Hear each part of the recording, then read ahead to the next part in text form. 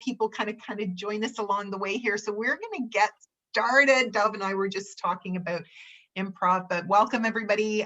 For those of you that don't know me, I am Glain, like Shine, Roberts McCabe, and founder of the Roundtable. We do these Ask the Expert events mostly to fuel my own curiosity. I have to say it's a selfish exercise for me personally because I get to talk to really cool people about what's on their mind. And today I'm with a super cool person, Dov Baron, who has a resume that is so eclectic and so kind of like it's global. Like this is a guy who's probably been there, done that, and wrote the book about it. And so we're going to be diving in.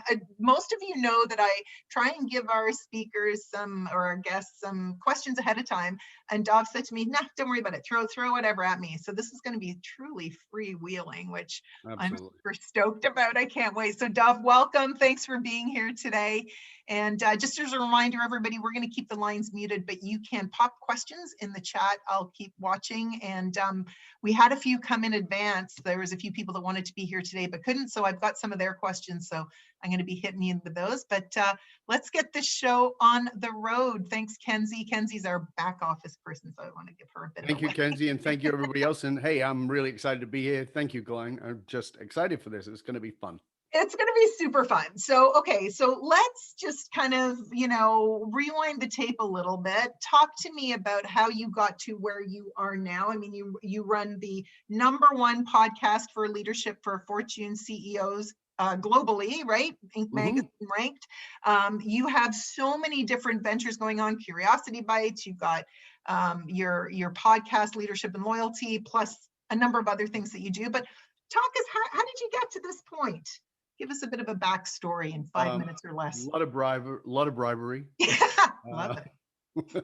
So, as you know, Glain, I was like you, born in the UK, but I've been gone for more than 40 years. Spent a little bit of time in France and Italy. Then I was in East Coast Canada for we were talking about earlier. We were talking about earlier how much you love the cold weather. Oh yeah, it was fabulous. I spent a decade there 1 year, and then went to Asia and Indonesia, and then into Australia before coming here. The purpose of those journeys originally was to study and to travel and study with these different teachers from different backgrounds. And along the way, I ran businesses in the UK, in Canada, and in Australia.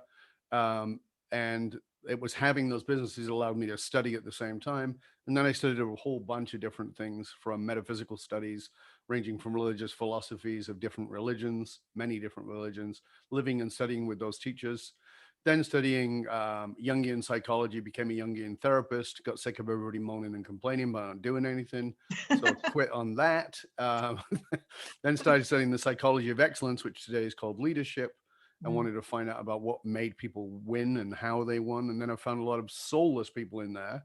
And that was a bit upsetting for me. And then I sort of stumbled into quantum physics and neurosciences in 83, 84. And then eventually put that together in a thesis I wrote on quantum metapsychology and how the things tie together. And that's the work that I do now privately with individual clients and with large organizations, in helping them to become what we call actualized organizations. So they become an actualized organization who are sort of soulfully present, so that we can build, so we can really understand capitalism from a very compassionate place. When we talk about compassionate capitalism that cares about people and cares about our people who work for us, but also our people on the planet. So that's kind of that's the Reader's Digest version. Yeah, no, I love that. A lot of deviations along the way there. Yeah, no, but I mean, and I think that's what I really appreciated getting to know you, because I got to know you because I got to be on your podcast and spend some time. So we're reversing the tables here a bit. But what I loved about, your philosophy is it's so holistic, and it is really, and I'd love you to actually maybe talk a little bit about this whole conscious, compassionate capitalism. Like that, you were the first person that I heard articulated in that way. I've heard of conscious capitalism, but this compassionate piece that you kind of slide into the middle of that. Yeah. Talk to us a little bit about what that means. Well, it's part of my it's part of a huge project we're working on with a bunch of other individuals that I came Mm, up with a long time ago, which is regarding the I maybe you too, Glenn, but I when I was a kid in the UK, I fell in love with the United States. I just fell in love with the idea of what America was. I felt like it mm, was a place where people would not have to abide by a class system that we had mm. grown up Yeah. with, and it was a way to go beyond that. And I fell in love with the American dream. With JFK and then with Martin Luther King. And people go, I was a kid, but I was very inspired by them. And I followed American politics and now speak on American politics Mm, because of it.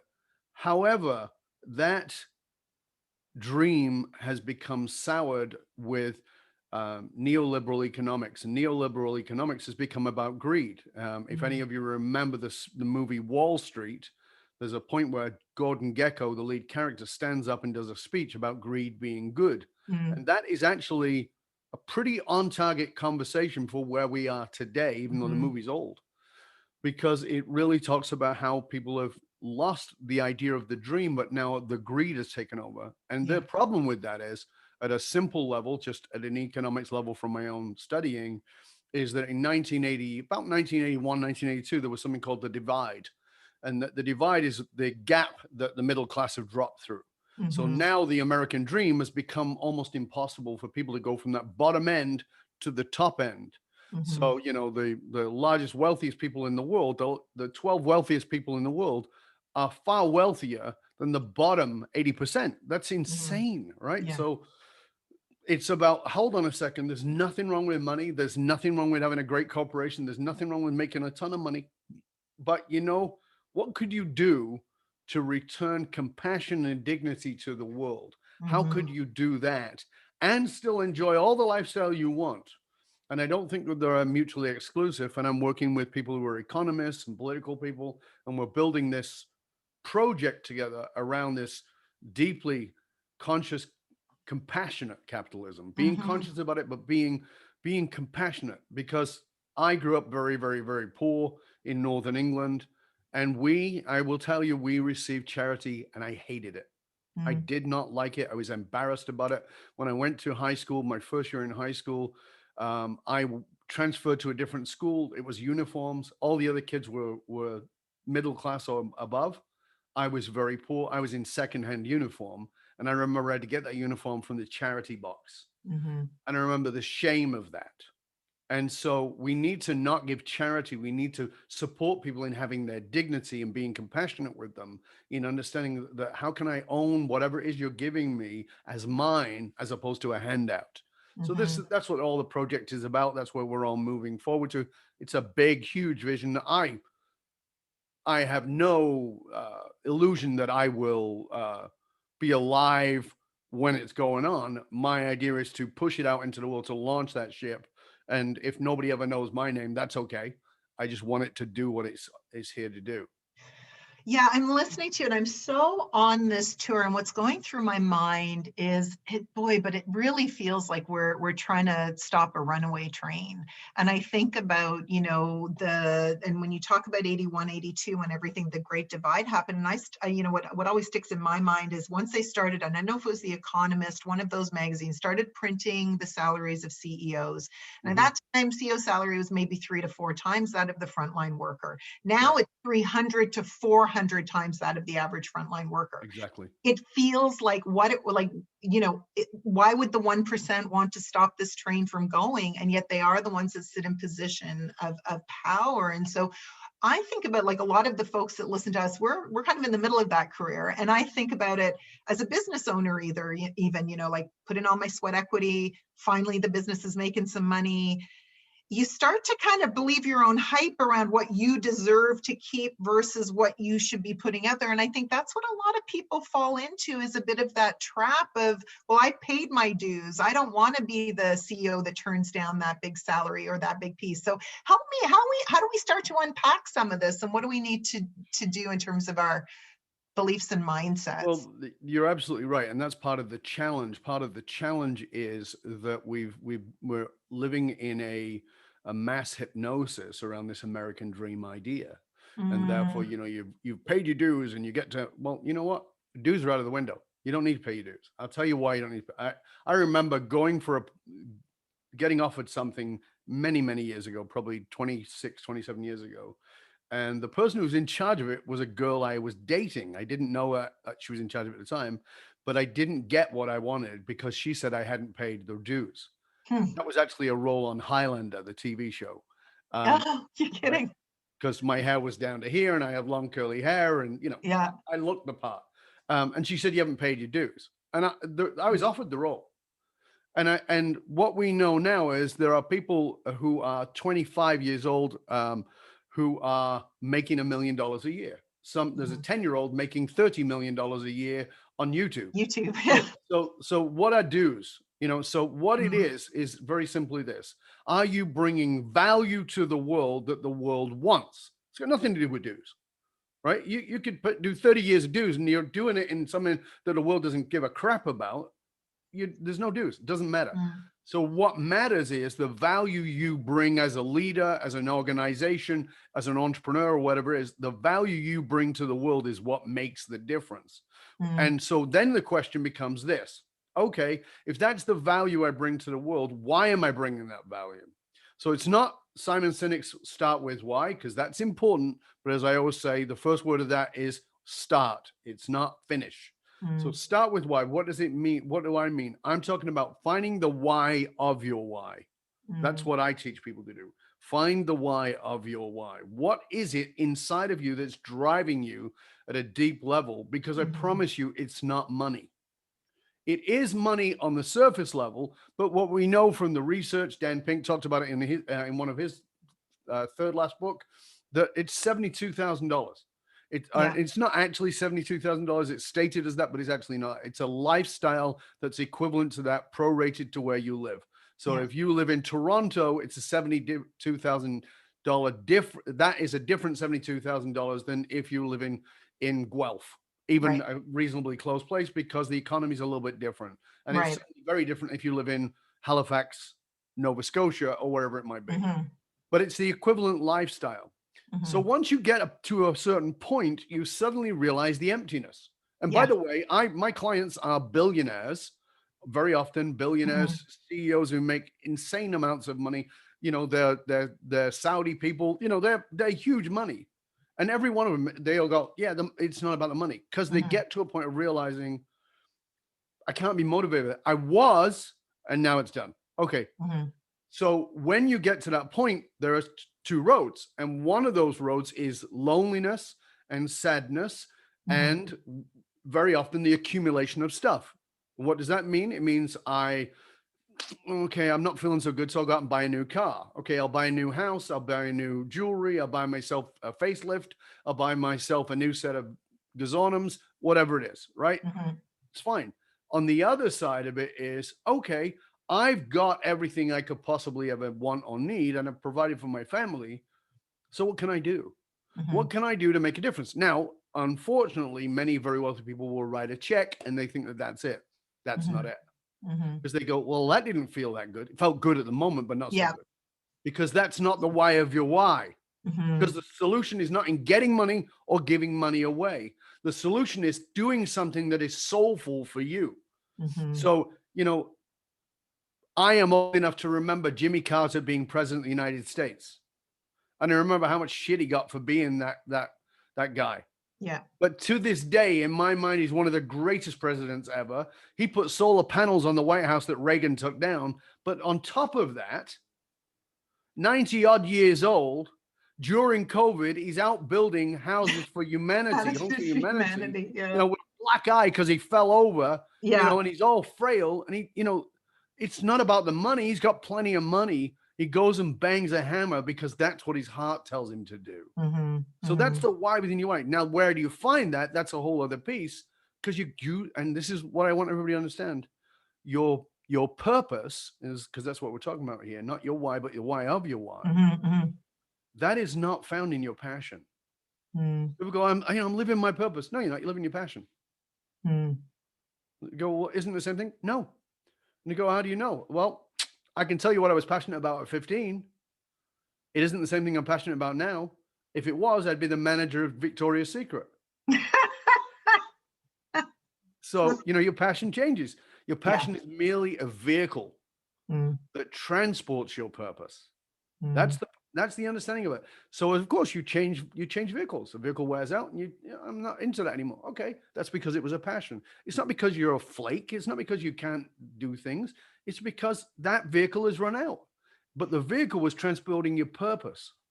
So I want to talk about purpose because I Yeah. think this purpose thing freaks people out, Yeah. right?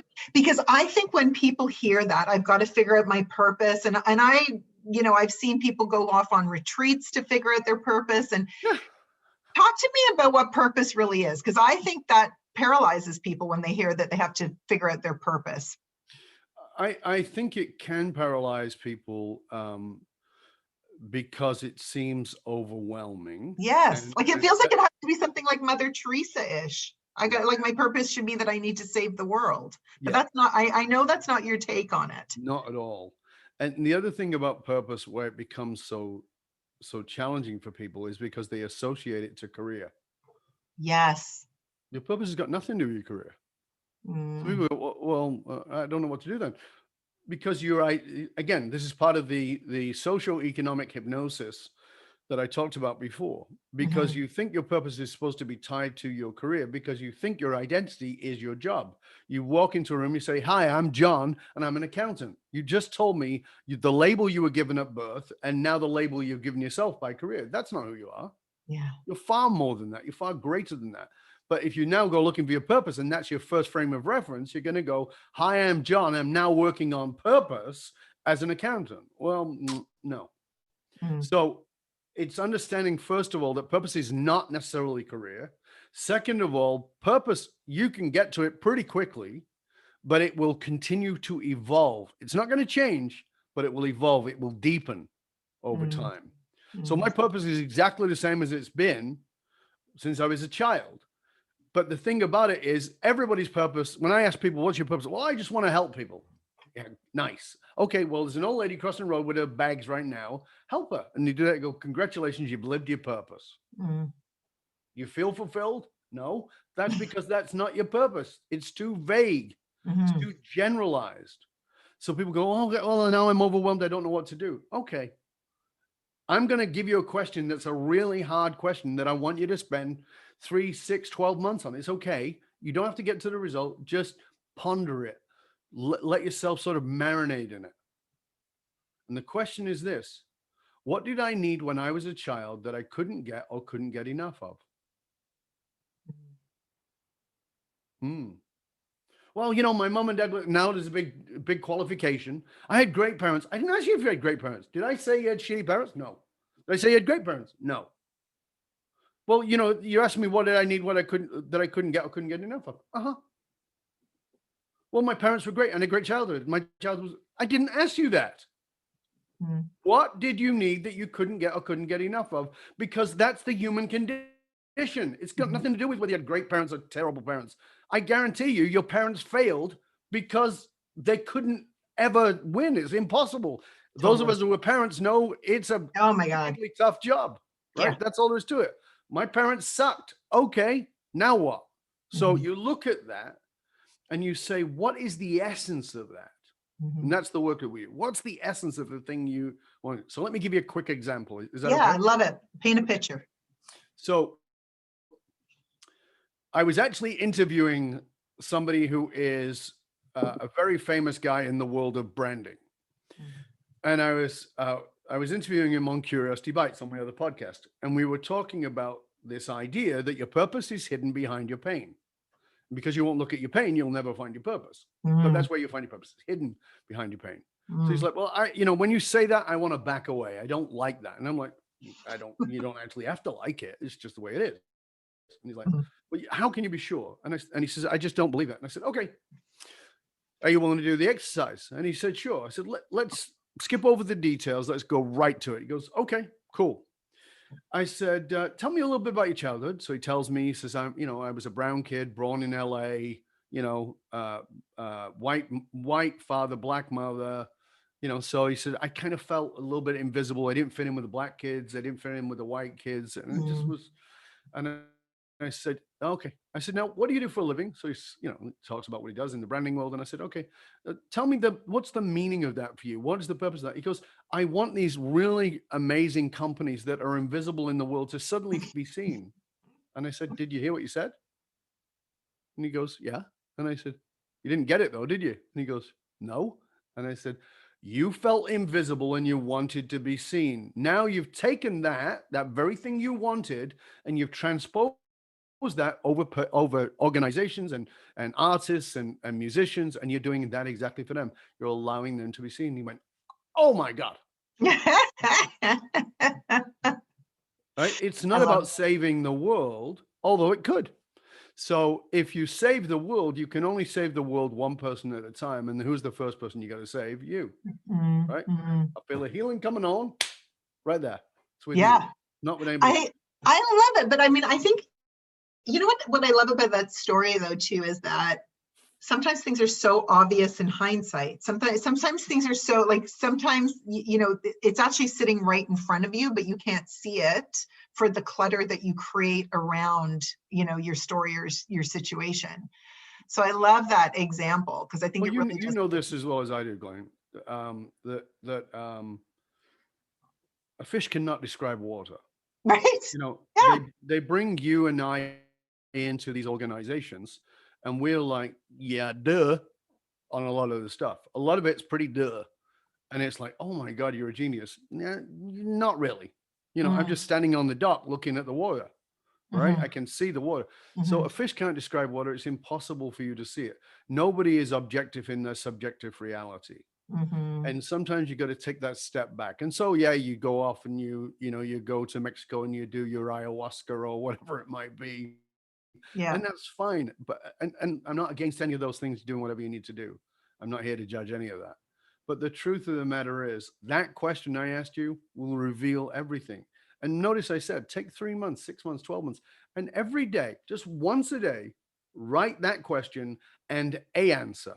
You might have 10,000 answers. And then you'll read them over once a week on a Sunday. You just sit for it and just read what you wrote that week. You're like, oh, that's interesting. And you'll start to notice themes. And that will take you down that road. And that road may have nothing to do with your career, may have nothing to do with your career at all. Well, and I think as I listen to you, I think it's such a great and powerful reminder that we need to be patient. This is life unfolding. This is the many layers. I mean, people are complex. And I think this is also why self-insight is such a core for great leadership. The more self-insight, the more connected you are to your purpose. Because when we ladder that up to organizational purpose, right? How do you start to create that if you're not even really clear, or if you're living a shell of who you're meant to be yourself? Right? That's exactly the point. This is exactly the point. People are talking about living in a purposeful organization and they have no self-knowledge. They've not self-inquired. So here's the thing, and this is part of our curriculum. In order to find your purpose, first thing it takes is curiosity. Got to have curiosity. And curiosity is not, as we say in Curiosity Bites, curiosity is not the same as asking questions. You go, oh yeah, I've read that book and I know it's important to ask questions. No. Questions will get answers, and answers are either right or wrong. We don't want that. Curiosity is about deepening understanding. So you give me an answer. I don't go, yes, no, right, wrong. I go, oh, well, let's look at that. Well, let's go deeper on that. Let's discover more. So first we need curiosity about ourselves and about what it is we're going to do. Then we need courage, because once I've gotten curiosity and I've gotten to some kind of insight, I need the courage to actually take some freaking action. What am I going to do? And believe me, your mind is going to go, there's nothing you can do, because that's an easy chicken way out. But you got to have the courage to step into that and do something and put things on the line. Okay, I'm going to step in. I'm going to do that. I'm going to have the courage. Great. Okay. So now you've got that. And then you go into the third C, again, part of our curriculum, is you're now creating a community around that. So now you've got curiosity, courage, and community of people who are all self-curious first. That's how we're building what we call an actualized organization with actualized leaders. Mhm. You can't do it without the first part, without the curiosity. You can't do it without a second part, which is the courage to take action. And you can't do it on your own because that is a myth. The Yeah. self-made man, the self-made woman is a complete myth. Anybody who Mhm. tells you that, run away from them because Mhm. they're an egomaniac. Just run away from them. It's not possible, It's right? so true, right? Like, but we're so brainwashed into this heroic leader model, like that the never let them see you sweat. We're told that. I know you and I are in violent agreement around this whole, we got to make the shift to the collective, like get rid of this kind of, egoist sort of view that, as the leader, you have to have all these answers and go it alone. It's ridiculous. So, And it's also not, it doesn't help. It doesn't serve anybody. It no, doesn't serve you because it puts enormous weight and stress on you. It yeah, doesn't serve your team because you don't allow them to grow and develop or feel valuable and innovative. It yeah, doesn't serve your organization because, listen, I don't care how smart you are. I'm a pretty smart guy, but I'm not as smart as 15 other smart people yeah, together. So 100%. get over it. So you know what I find, what I think is interesting, and I'm curious on your take on this, because I think there's a bit of a perfect storm happening right now, where we've Mhm, had this pandemic, mhm. people have been at home, and they've had, less commute time, more time with their families. They're starting to be a little bit more reflective. They're, reevaluating. And I saw in the New York Times had an article recently that they've now created this term, the Yolo economy. You only live once. So all these people have been sitting for a year and piling up their cash are deciding to quit their job and do something completely different. And I'm kind of curious, what's your take on, like, so what's your take on, this pandemic and what it's shifting within people, and where do you, when you hear things like this YOLO economy, what's kind of your prediction on what things are going to look like over the next 12 to 18 months for organizations? Thank you for asking that because that's something I've been speaking a lot about lately Mm, is how the pandemic has impacted and will continue to impact. mm, So first of all, you are going to see, there's all kinds of changes, and I've been speaking about these with organizations around the world. So first change you're going to see is, as we're already seeing, is inner city people. Some of them are moving out yes. because they've suddenly realized I don't need to live in the city to work. Mhm. Even if I do have to come in 2 days a week, I can do 2 days a week of commuting rather than living in the city. And I want a bit of land, and I'll turn the spare bedroom into. So that's one thing. So what does that mean? It means that in cities like Vancouver and Toronto, where we have no housing Mm, in our downtown core, commercial properties will get rezoned. So we'll start seeing half buildings rezoned into accommodation and mm, real estate that is buyable, can allow people into the market, very small. That will happen. Second thing that then we look at that is, okay, people are reevaluating about going to work. Some people will return to work. 40% of people will never return to work on a full-time basis, according to the research. mm. However, some people will go because, like, get me the hell away from these kids. I just got to get them. Yeah, And some we're people are seeing that like, for sure. yeah, and some people are also social and they miss their friends at Mhm. work, Yeah. right? So that's another part of it. So those things are going to happen. Now, on top of that, what we're also seeing, and this is the work I'm doing right now, I'm speaking to a global organization of chief medical officers on Friday morning. These Mm, are all, these are all doctors and surgeons who work in, Rolls Royce and Boeing, and yeah. like we're talking about, Yeah. household name companies. And I'm, part of the thing I'm talking to them is about, you're about to deal with the fallout. So as everything normalizes, the fallout is coming. And the fallout is a mental health issue that you've never expected, that is going to come only when things normalize. And it will come from your A players, because your A players are high responders. What does that mean? It means when shit goes down, they get stuff done. But Mm, once they're in that mode, they've got such high levels of cortisol in their brain that once that flushes out and starts to go normalize, they can then feel the trauma of what's gone on. And you'll see mm, the top people will start to drop. That's going to be a challenge. So that's part of what we can expect. As a result of that, I'm already seeing it, and it's what you just talked about, because that normalization actually started to happen at the beginning of the year. yeah. Not really, but a sense of, Yeah. Yeah. I think we'll be okay. Once that started to happen, people were reevaluating and going, is this really what I want to do? Hmm. Hmm. And so that a lot of people are throwing in their chips and going, I thought I needed another million to retire.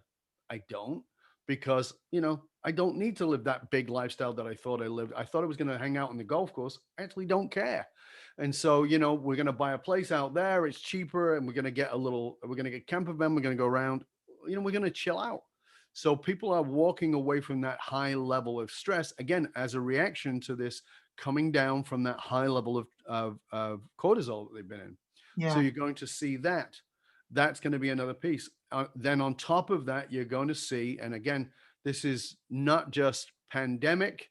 It's again, as you said earlier, a perfect storm.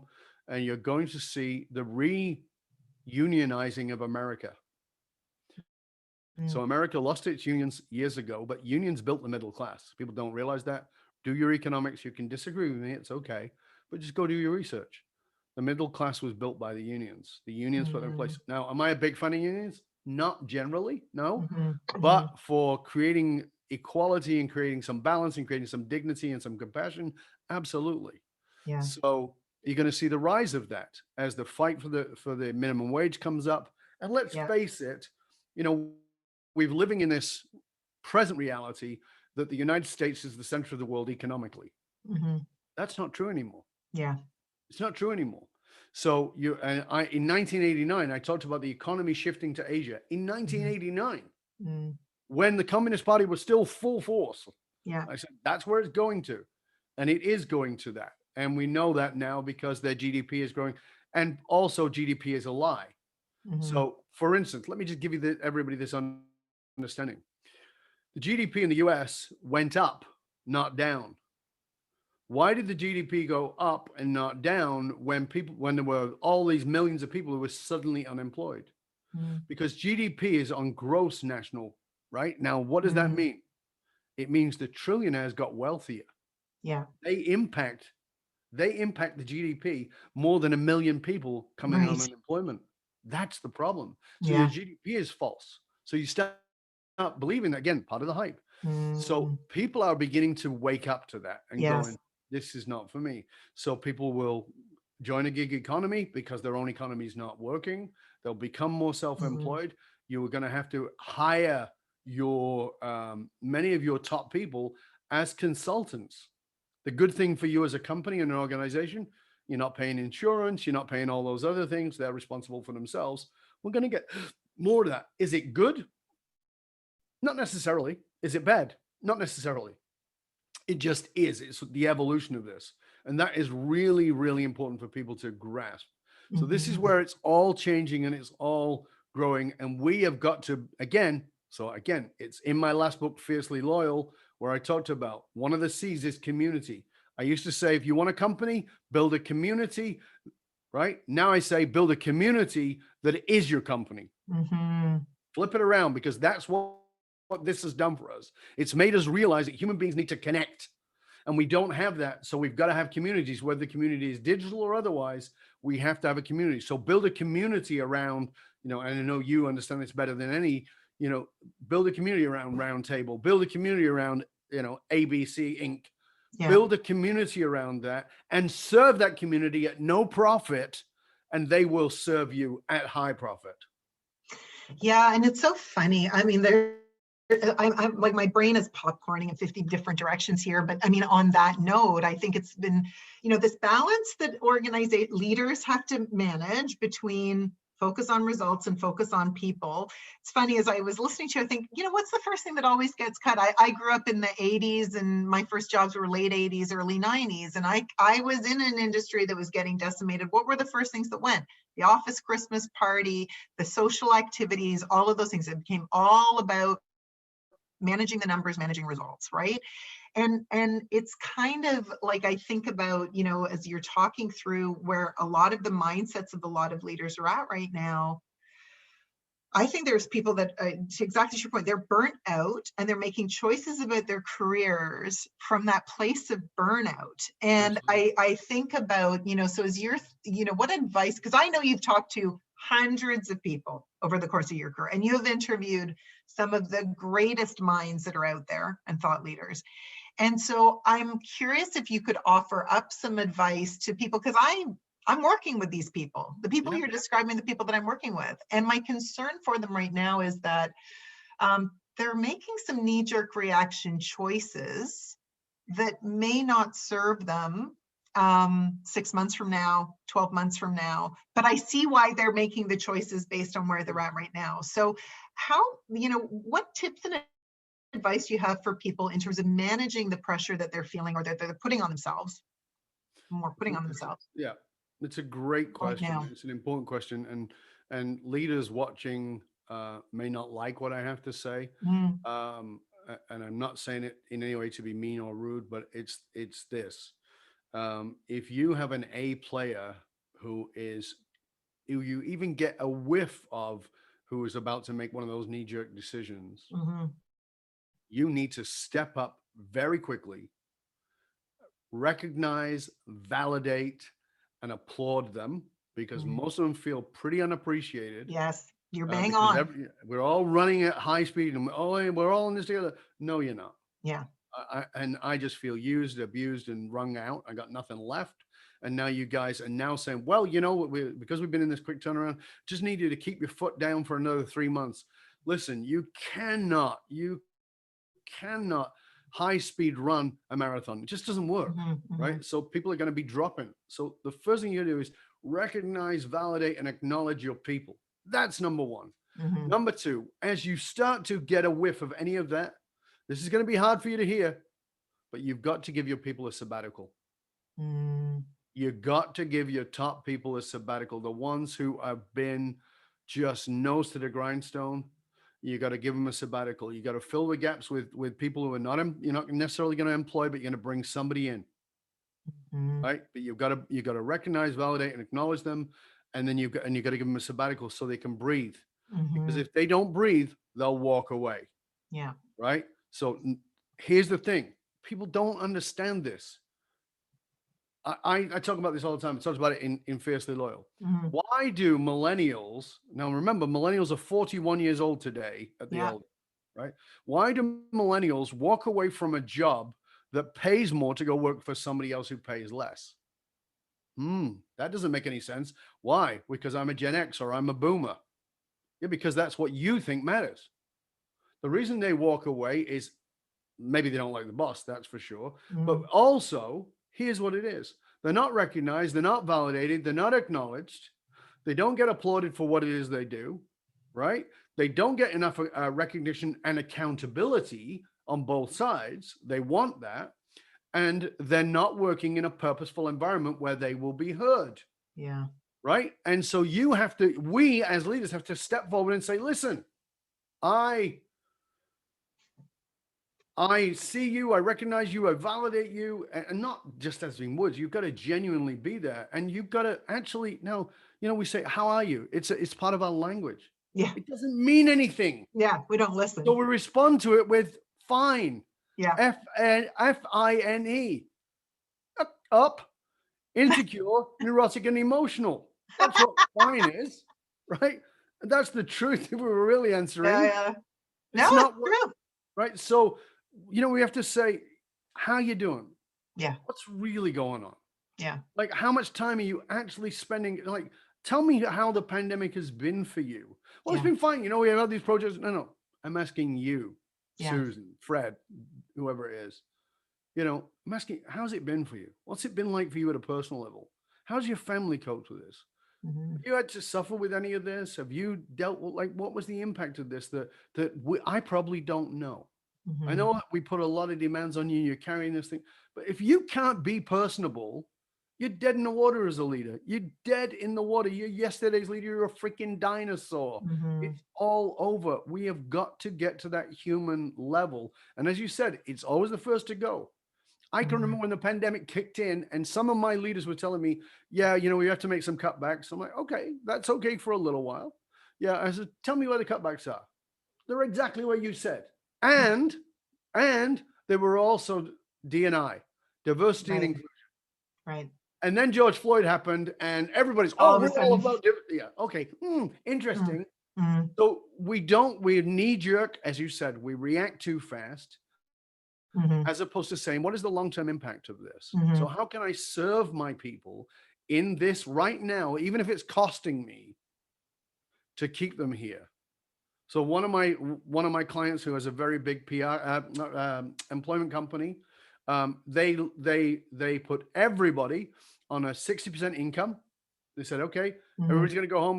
Because we can lay off 40% of the workforce, and we put everybody on 6% income. It's your vote. Everybody voted on it. They all decided 60%. Okay, but we're not going to do it for long. We're going to reassess every single month. Yeah. They did. At the end of 4 months, they stopped it, and they did back pay of the other 40% to their people because they realized we're okay. Yeah. Yes, we were in the knee jerk. The knee jerk was lay off 40% of the workforce. Yeah. But they chose not to knee jerk, and they chose to track their numbers, and they took care of their people who were willing to work for that 40% less, which is a big chunk. Yeah. Huge. Right? Huge chunk. They took less and they stayed loyal. Yeah. And the company did better. Yeah. Because they were human first. Human first works every time. Yeah. And so so here's where and you can call me out for being like a whiny baby leader here. But I go, okay, I get all that, but who's doing that for me? Right? Like, so here I am, I'm this leader, and maybe I work for a good boss who's checking in on me, but maybe I don't. And I'm doing this stuff for my team. But how do I look after myself? Because this is the reality, is that a lot of leaders do. I work with a lot of really caring, giving people, and they are doing all of those things, but their boundaries are blown. They're, working too much. They're, they are completely stressed out. And that tsunami of mental health stuff that we're talking about that's coming is bang on. Yep. So, I mean, what's your, because I know you're a school person, and all, the quantum and the religious angles and all of this kind of thing. And I think a lot of that stuff gets a woo-woo rap. But I want to kind of talk about, like, what would you say that leaders need to be doing from a self-care perspective to really be able to do the things that you're talking about? Well, the first thing they've got to do is, again, I'm sorry for being repetitious, they got to get curious. See, you got to get curious about, what do I need? Right. Not what should I need, but what do I need? What do I need? That's a very important differentiator. It's a huge differentiator. Yeah. What do I need? Well, I need a holiday. Yeah. What do you really need? I mean, yeah, I need a holiday too. None of us have been on planes. Okay, I need a holiday too. But what do I really need? Well, for me, it's just me. For me, what I need is, I need a minimum of 30 minutes a day in my garden. Right? And if I flashed my calendar up on the screen, people would have a bowel movement. It's insane. Right? But the truth of the matter is, I have to take that time out. It's what I need. I need time in my garden. I need time with my flowers. What do you specifically need? So you got to be curious about that. Then you got to be courageous, which means that you've got to say, okay, I'm willing to get off my desk, and I'm going to go do it. Yeah.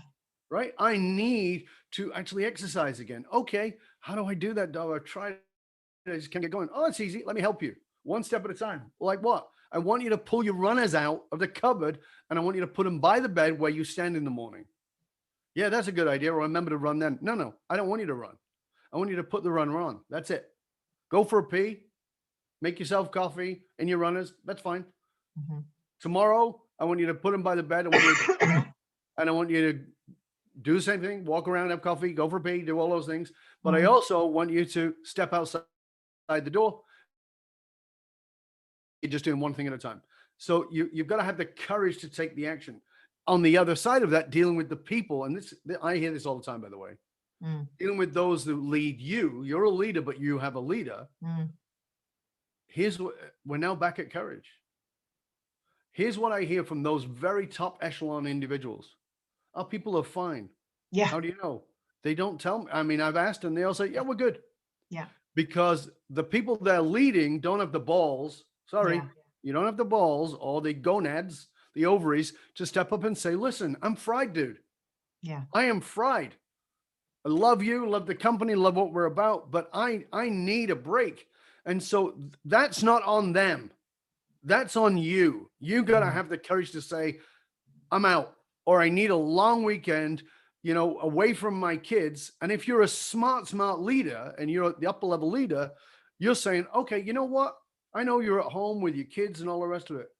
So here's the deal. I'm going to pay for a babysitter to come in, recommended, whatever it is, to help with your and you can go away on your own or with your partner or whatever it is you need to do. And we're going to put you up in a hotel for 3 days. It's on us. Mhm. It's on us. So they can feel some level of like, oh. And you know what's that going to cost you? It's probably going to cost you $800-900. What is it going to save you? Oh my God.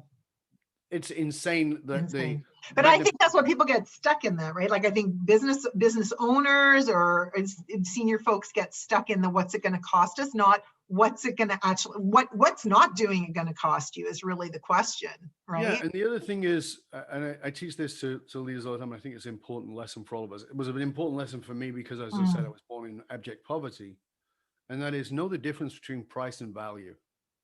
If you don't know the difference between price and value, you're dead in the water. You're dead in the water. So the price is $900 to put this person in a hotel and let them have room service for 3 days and take baths. Okay. Is that a price? You can look at it like that way. But if you look at it as an investment, what am I doing here? This person is going to come back refreshed. Yeah. When I was writing a thesis, I was working on it, and I just was a point where my brain was not working anymore. And I decided I'm going away. I went away. I took 6 days. I went to Mexico. I didn't do anything with the thesis at all. I came back, and in the next 2 weeks, I got more done than I'd done in the last 6 months. Why? Because I was refueled. Yeah. It's a simple example. Yeah. Yeah. I mean, well, we're all in this culture where we think being busy, like we wear busy like the badge of honor, right? Like if you're not busy, you're somehow slacking or something, right? But again, So, this is part of the cultural hypnosis about the yes, American dream, right? So, totally. I spoke with a leader I'm working with. She's out of Washington, and she was telling me, she goes, like most leaders, 74% of all leaders, she has imposter syndrome. It's not uncommon. Yeah. And the result is that people with imposter syndrome usually have the same philosophy she did. Well, I can outwork everybody. Yeah. That's not a plan. Yeah. Not unless you want to die at like 55 fried. Like that's not a plan. Yeah. So it's part of the American dream thing, right? I'm going to outwork everybody and I'm going to get this up. And I learned this powerful lesson from a very good friend of mine who it was a client of mine, and now he helps me a bit. And he said to me, this is about 3 or 4 years ago, and he said, you know what, Dov? He goes, we were looking at my moniker, and he goes, I'm going to give you one. And I go, what's that? He goes, Mexican gardener. I go, because I like gardening? And he goes, nope. He goes, have you ever met a wealthy Mexican gardener? And I said, no. And he goes, how hard do they work? And I said, pretty hard. He goes, yeah, I lived in East LA. They work from 6 a.m. till 11 at night. Wow. He goes, you're a Mexican gardener. Stop it. And I was like, oh yeah, because I'm holding on to this banner that I work hard and I'm busy. This is bullshit. You're not serving anybody. Yeah. Well, and it's very prevalent in the entrepreneurial industry for sure. Like I mean, Gary Vee, I have a love-hate relationship with because he's always talking about that you got to be hustling 24/7. I think when I think about like the folks on here that are listening to this, the one thing that I think I just want to hammer is this notion of courage, though, because I can't tell you, I'm working with some executive teams right now that think everything's great. And what I'm seeing is that fear is overriding people from speaking up. They're afraid of losing their jobs. They're afraid of, saying anything because they're worried about what's going to happen. But I think it's what you said about when you're standing on the dock and you can see the water. From my perspective, I'm like, you have nothing to be worrying about right now. This is exactly the time you need to be speaking up. I find people often underestimate the amount of power and influence they have in their careers. I think you're absolutely right.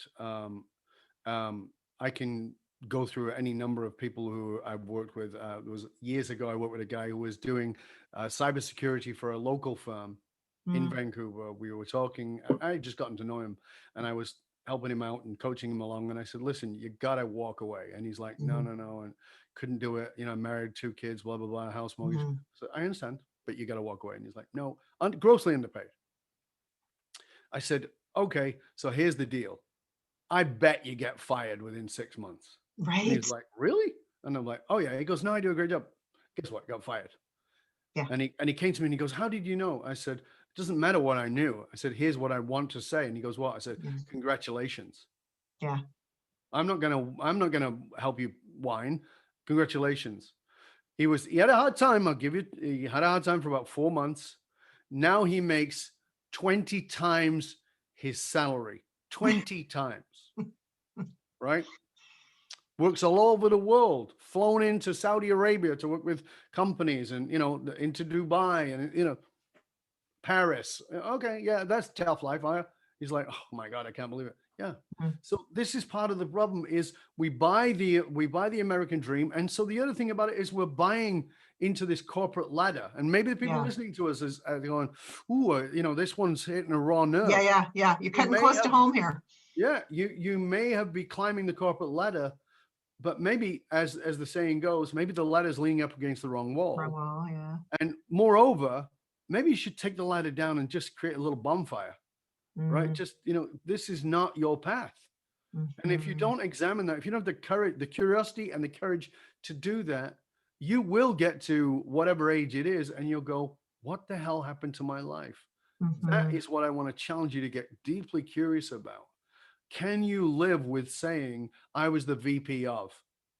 Like, can you live with that being your final accolade? Is I was John, I was Susan, I was the VP of? Because I sure as hell wouldn't like that. I don't know about you. And if you're not sure, and I get this, if you're not sure and you go, well, I provided for my money, that's great. But here's the deal. One of my clients, multi-generational family of wealth, I was working with the third generation, and I'm working with this. And I said, why did you want to work with me? He goes, because I stood at my grandfather's bed as he was dying and he passed. And they took the lawyer, not the lawyer, one of the lawyer and the person who was doing things turned to my grandmother and said, what do you want us to say about him?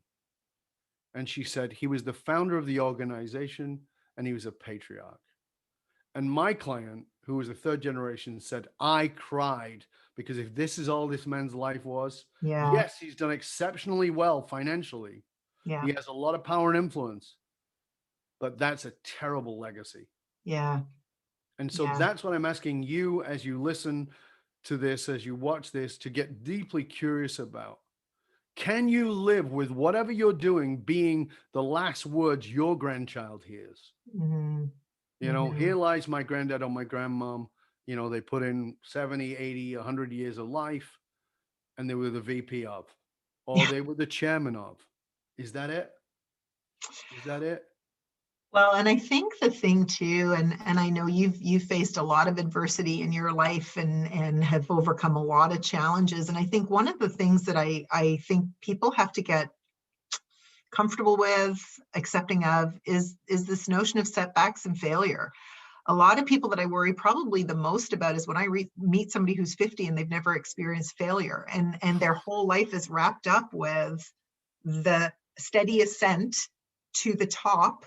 And then all of a sudden something goes sideways and they don't know how to do that. Like, I think throwing yourself out of your comfort zone and continuously pushing growth is such a great buffer to resilience. Would you say? I think it's a massive buffer for resilience. But the challenge is that most people are not going to go there because, and this is just so everybody understands, your mind, and this is a mixture of psychology and neurology, just so you understand, and neurosciences.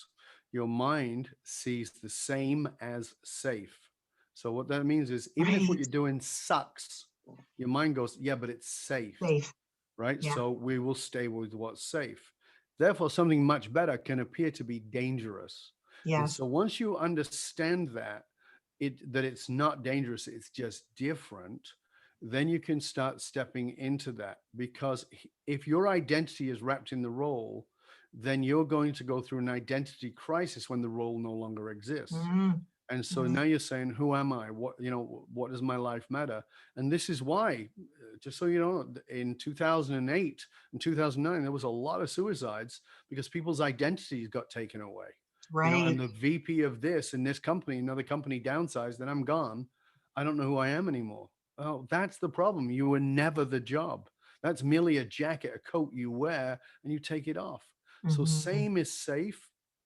But don't assume, therefore, that different is unsafe. Different is different. It's not unsafe. But it takes curiosity and it takes courage. Yeah, so if somebody's trying, Lisa's got a question there that says, what pushes people who no longer see same as safe to dig deep and figure out what their next safe is? But I think the way you just said this is to see different as, it's not that it's not safe, it's different. Yeah. Right. So just so you understand, this again is psychology. If Mm. you're going to go do something, whatever it is, you're about to do it. Let's say you've gotten in enough pain that you're going, I can't bear this anymore. I got to do something else. And maybe that's that knee-jerk moment. Okay. Mm. You're like, okay, I'm out. Fine. And there's going to be a while there where it feels so much better. Mm-hmm. Like, oh, the tension's off. Fantastic. Then you're going to be confronted with the work, which will require the curiosity and the courage. Yeah. And at that point, you're going to go, it won't happen. You know, they're going to do, what's the name from Faulty Towers? It's not that bad. Oh, yeah. It's not that bad. Your brain is going to go, it's not that bad. And you're going to go back to the crap that you didn't like. And you're going to go, oh, it's fine, until it's not. And you'll repeat the cycle. Yeah. So every time you step into something different, you are likely to go through discomfort. Yes. That doesn't mean it's wrong. It means it's no longer the same. So here's the thing. Get comfortable being uncomfortable to find out what matters to you. So how do you find that next level of that I'm being asked about? Is ask yourself, what do I need? Or better still, what did I need as a child that I couldn't get or couldn't get enough of?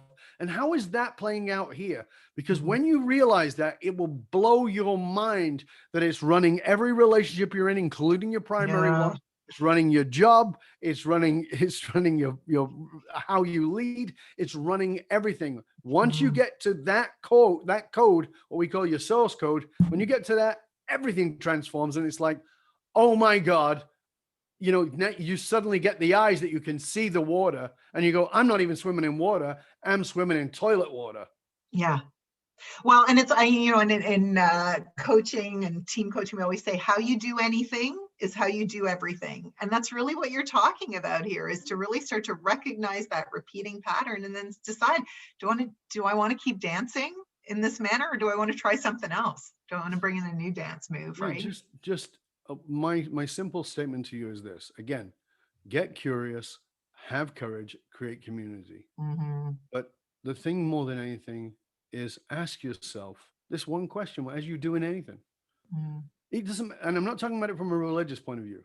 No. Does this honor my soul? Yeah. Whatever it is you're doing, does this honor my soul? Even from a non-religious, non-spiritual point of view. If there's a part of you that you know is some sort of essence that is a higher part of you, does this honor my soul? Once you ask that question, it's like, oh, yeah, I can't really do this. Because sometimes it looks a lot like an opportunity, but it doesn't honor your soul. So you go, yeah, I can't do that. And I've turned down lots of things that, you know, might have made me millions and millions of dollars, but it wouldn't have honored my soul. And I'm okay with that. Yeah. And I think you have to have a few of those experiences to realize that. Well, Dov, we could talk forever. Like, I can't believe how fast that hour just whipped by. But thank you. Probably never got to any of your questions. I know. You know what? No, I didn't. I have like a whole. I have a page here. I didn't even go to them. We've been like all over the place. That was awesome. Thank you so much. So final little remarks here, Kenzie, if you could just pull up our slides. Here we go. Okay. So those of you who are new to us, we are the group coaching company. So anything, as you've heard from Dov, it's all about community. So come and talk to us about how you can build up some community. In terms of what's coming up next, Kenzie, oh yeah, you can buy my book. I'm going to send you links to buy Dov's books too. Next for us though is Angela Champ. She's a longtime friend of mine. She's a head of HR. She's written a book called The Squiggly Line Career. So how to kind of navigate a career that isn't the traditional up the ladder path, and really the future of being a squiggly line careerist. So thanks everybody for being with us today. Recording is going to go out. Dov, again, thank you so much. Check out the Leadership and Loyalty podcast and everything else. We'll send out all those links so that you can keep in touch with Dov and hear what he's up to. But again, Thank you so much all. I was here. so grateful to be Appreciate it. here. It was an honor and a pleasure. And I want to encourage you to share this with everybody you know. Glain Mhm. puts these together. He's got a team putting this together, bringing you great people. So make sure you share it out because there's a lot of value here for everybody. Don't hoard. Don't hoard, share it, let other people value in it. And you know what? I really want to encourage you to make sure you come back on a regular basis. And I want you to write to Glain and let her know what you're getting out of these because this is important. It's part of the value here is in recognizing what we're doing. Like I talked about appreciation. Show appreciation to Glain and her team who are putting this together for you to give you a ton of value. Write to her, tell her what you got out of it and what you're going to do with it. You can write to me and tell me what you're going to do with it too. I'm on LinkedIn and all as well. Please, value the people who are serving you. Yeah.